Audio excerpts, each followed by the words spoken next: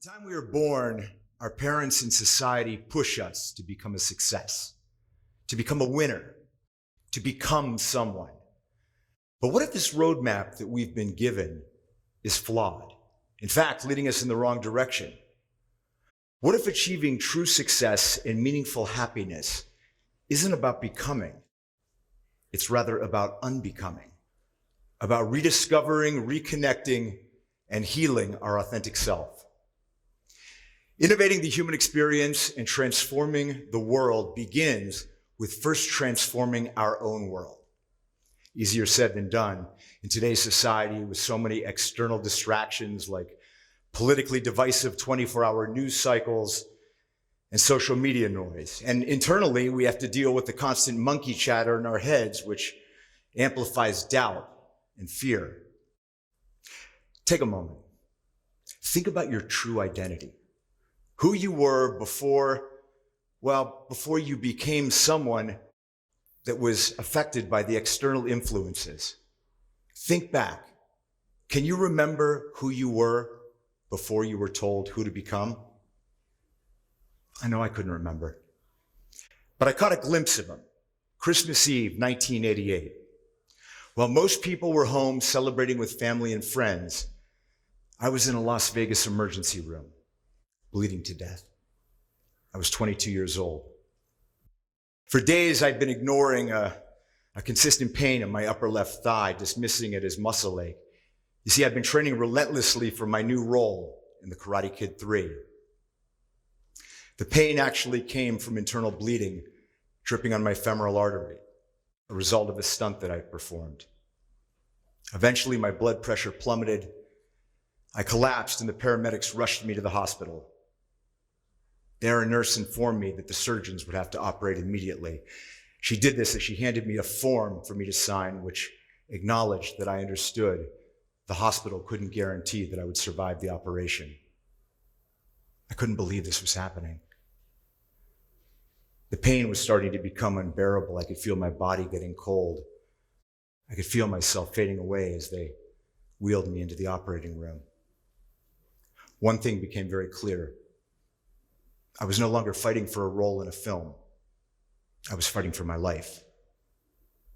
I awoke with a 12-inch wound on my abdomen held together by surgical staples. My first thought, my only thought, was what about the film? I didn't have to wait long. The director's call came swiftly and with a sobering ultimatum. Return to set in 2 weeks, or you're fired. As I hung up the phone, a bitter thought crossed my mind. Welcome to Hollywood, kid. But in that moment, I was faced with a decision that would affect the rest of my life. Option 1, become a victim. Option 2, fight with everything I had. I had beaten out literally thousands of other actors to win a role that I knew was not only career-changing, but was life-changing. I decided to fight. That first day after surgery, it took everything I had to walk 10 feet to the bathroom in my room. I returned to my bed, collapsed. I was winded and exhausted. The staples, they felt like tiny white-hot pokers in my skin. The next day, I pushed myself harder. I walked around the entire hospital floor. And then 3 times the day after that. Eventually, I convinced the hospital staff to discharge me against medical advice. And realized how weak I'd become.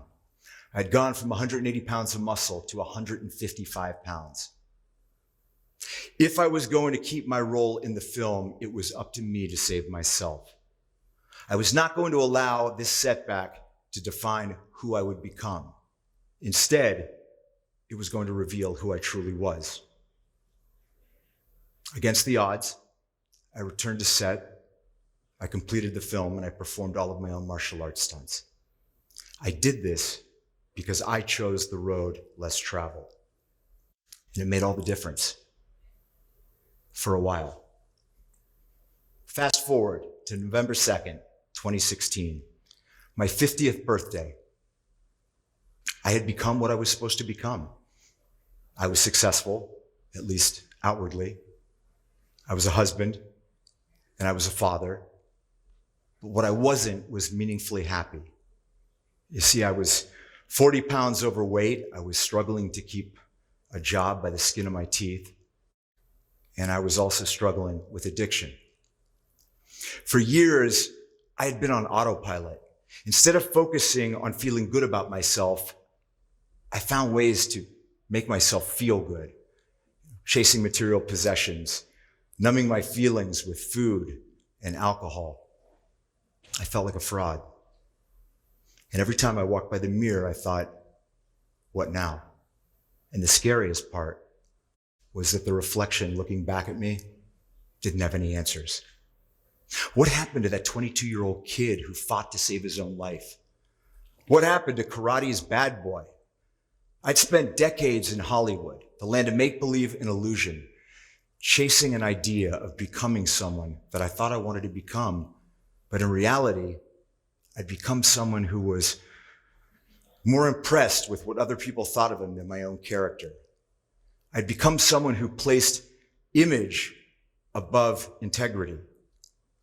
And I'd become someone who relied foolishly and lazily on the gift of talent instead of applying self-discipline and self-sacrifice. I had wandered into a wasteland of mediocrity, and I'd become lost. There are two forces in the universe which bring about true and lasting change in humans. They're fear and love.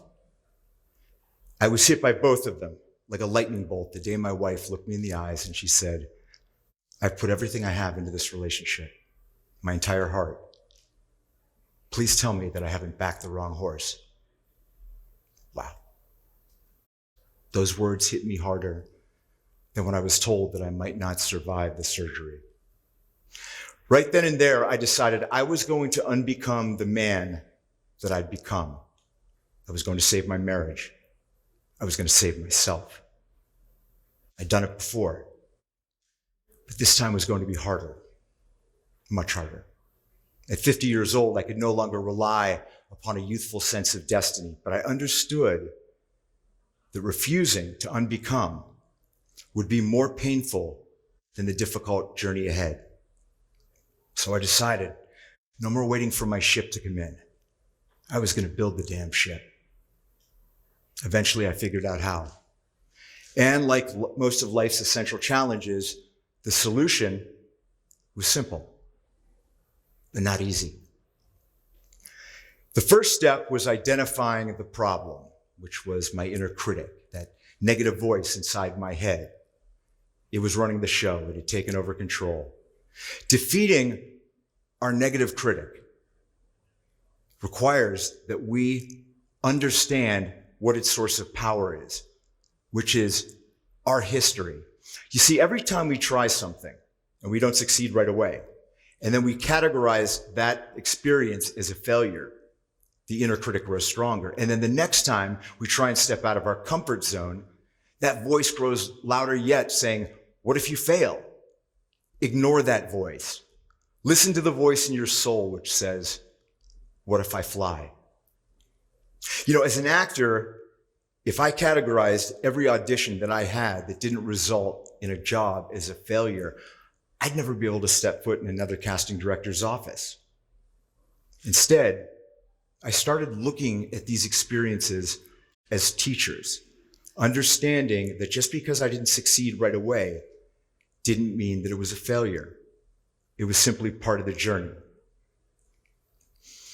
Step number 2, I became the writer in the story of my life. Rewriting the script meant assuming responsibility and acknowledging that I was not a victim. My old choices had brought me to this place, and my new ones were going to keep me from becoming someone that I was not.